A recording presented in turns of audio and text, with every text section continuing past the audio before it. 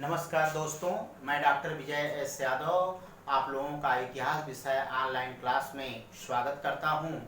और आज हम आप लोगों को महात्मा गांधी का जीवन परिचय के विषय में पढ़ाएंगे आप लोगों को।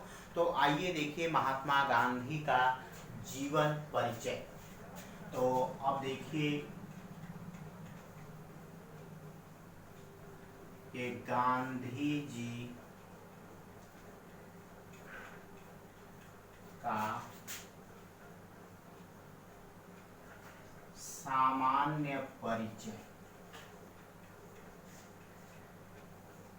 तो अब देखिए ये जो गांधी जी का ये सामान्य परिचय है, अगर अब इसमें देखा जाए तो गांधी जी का जन्म, तो अगर ये गांधी जी का जन्म कब हुआ था तो यह 2 अक्टूबर 1869 ईस्वी को। स्थान कहाँ पर हुआ था जन्म, तो यह पोरबंदर में हुआ था। और ये पोरबंदर कहाँ है? गुजरात। गुजरात में इस समय काठियावाड़ जिला है और उसी काठियावाड़ जिला में यह पोरबंदर स्थित है, यहीं पर जन्म हुआ था। अब देखिए कि अगर देखा जाए तो इस महात्मा गांधी का पूरा नाम क्या था। तो अब देखिए इनका पूरा नाम तो मोहनदास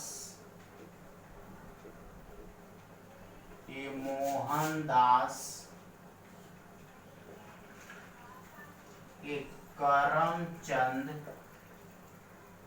गांधी, यानी पूरा नाम था मोहनदास करमचंद गांधी। अब इनके पिता का नाम क्या था? पिता का नाम था करमचंद गांधी, लेकिन इन्हें लोग प्यार से और प्रसिद्ध नाम था इनका, इन्हें लोग काबा गांधी कहते थे, एक काबा गांधी। और उस समय वर्तमान में यह पोरबंदर एवं ये राजकोट, पोरबंदर एवं राजकोट के दीवान थे, यानी उस समय। तो देखिए मित्रों आप लोग के ये महात्मा गांधी का जन्म 2 अक्टूबर 1869 ईस्वी को पोरबंदर गुजरात में हुआ था। और महात्मा गांधी का पूरा नाम मोहनदास करमचंद गांधी था। इनके पिता का नाम करमचंद गांधी, इन्हें काबा गांधी कहा जाता था। और उस समय यह पोरबंदर एवं राजकोट के दीवान के पद पर थे, यानी एक अच्छे पद पर थे, जो वित्त विभाग आय व्यय का लेखा जोखा रखने वाला दीवान के पद पर यह थे पोरबंदर और राजकोट में। अब देखिए कि इनकी माता का नाम, तो माता का नाम था पुतलीबाई।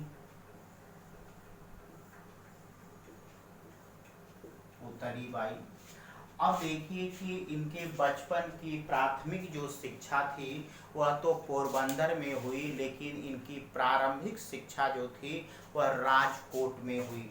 तो इन्होंने, अब देखिए कि ये जो प्रारंभिक शिक्षा,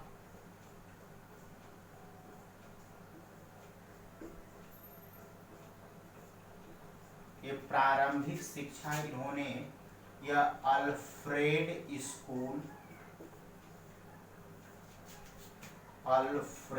हाई स्कूल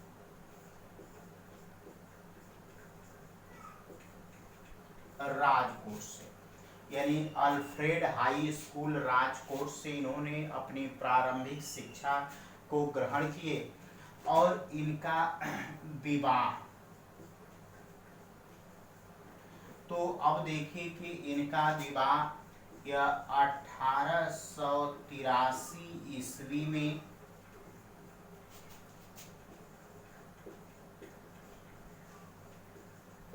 कस्तूरबा माकन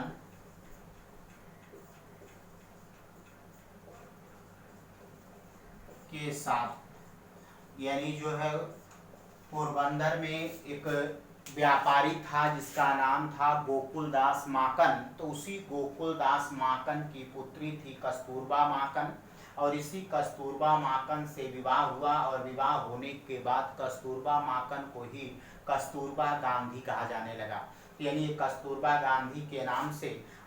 अब देखिए कि ये महात्मा गांधी के पुत्र, तो महात्मा गांधी के 4 पुत्र हुए। एक का नाम था हरिलाल, दूसरे का नाम था मणिलाल, तीसरे का नाम था रामदास, और चौथे का नाम था देवदास। इस तरह ये 4 पुत्र थे। लेकिन देखिए कि 5वां पुत्र, ये 5वां पुत्र, तो देखिए ये 5वां पुत्र के रूप में यह जमनालाल, ये जमनालाल बजाज को कहा जाता है। तो ये देखिए कि यहाँ 5वां, ये 4 ही पुत्र थे।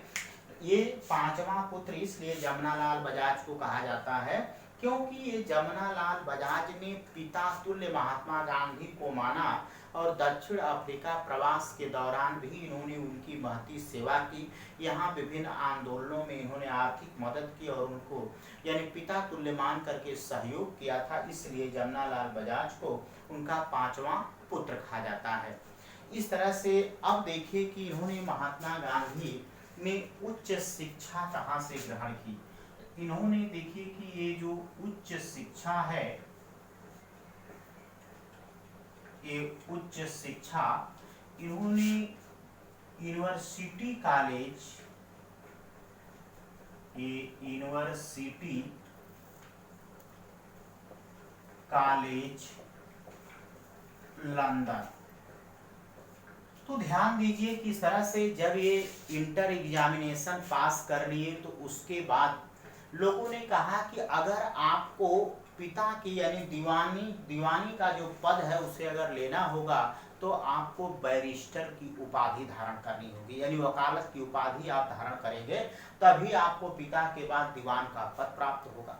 तो इसके लिए अब जो है महात्मा गांधी अध्ययन करने के लिए 1889 ईस्वी में लंदन चले गए, और 1889 ईस्वी में लंदन गए, और लंदन में जाकर के उन्होंने यूनिवर्सिटी कॉलेज लंदन, तो इस यूनिवर्सिटी कॉलेज लंदन से इन्होंने बैरिस्टर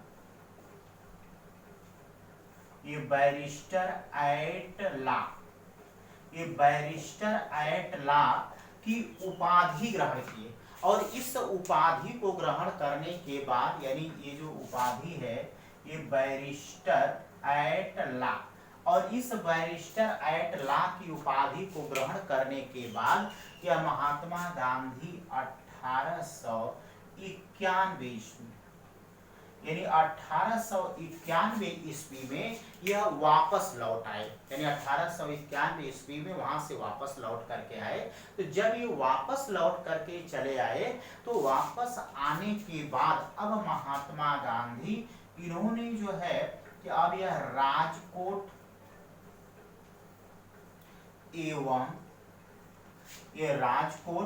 एवं बंबई,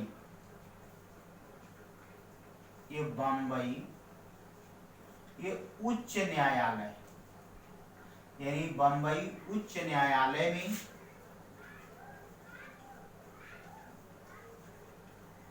ये पंजीकरण कराकर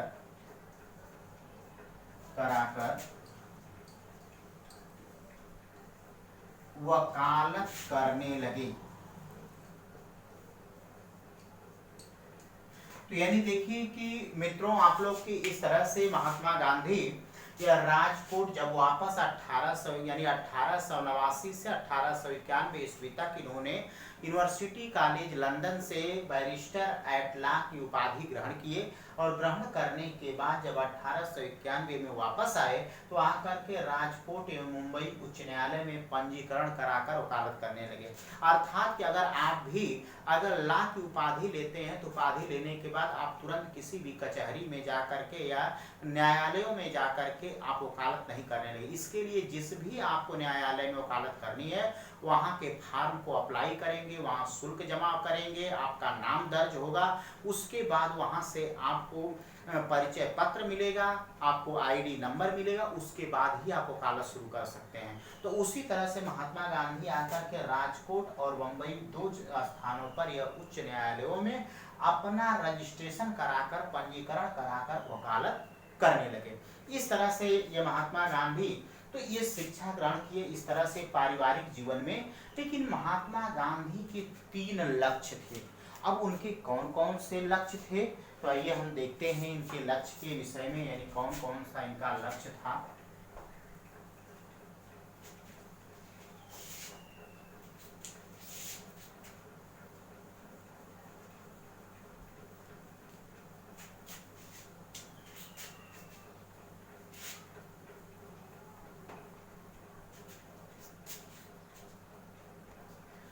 तो अब देखिए ये गांधी जी के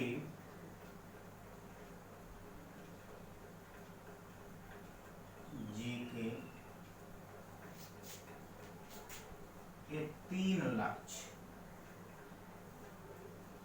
यानी गांधी जी का 3 लक्ष्य था। तो अब देखिए पहला इनका लक्ष्य क्या था, स्त्री सम्मान, ये स्त्री सम्मान एवं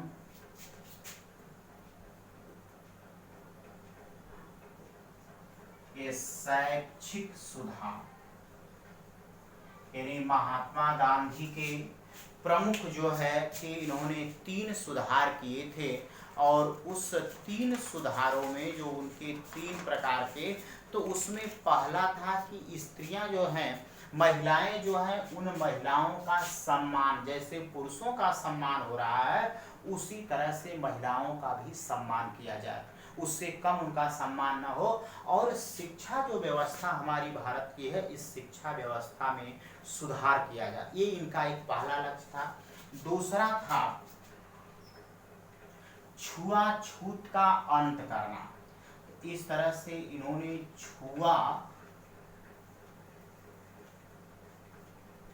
छूत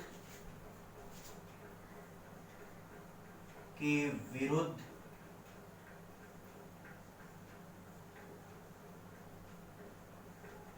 आंदोलन करना,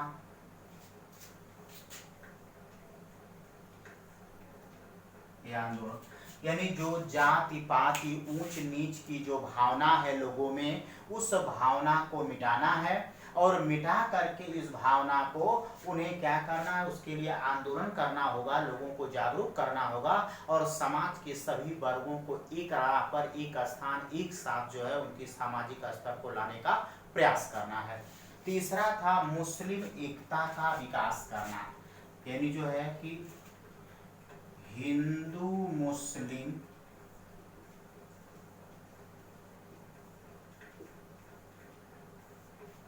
एकता का विकास करना, हिंदू मुस्लिम एकता का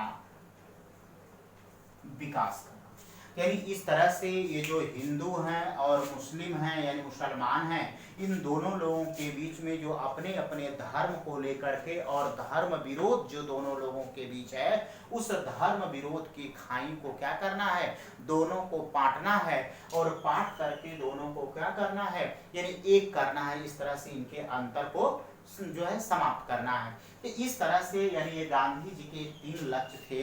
अब देखिए ये महात्मा गांधी के राजनैतिक गुरु, तो ये महात्मा गांधी के यह राजनैतिक गुरु, तो महात्मा गांधी के राजनैतिक गुरु कौन थे, तो गोपाल कृष्ण गोखले, गोपाल कृष्ण ये गोखले, जिन्हें कहा जाता है जीके गोखले के नाम से भी जाना जाता है।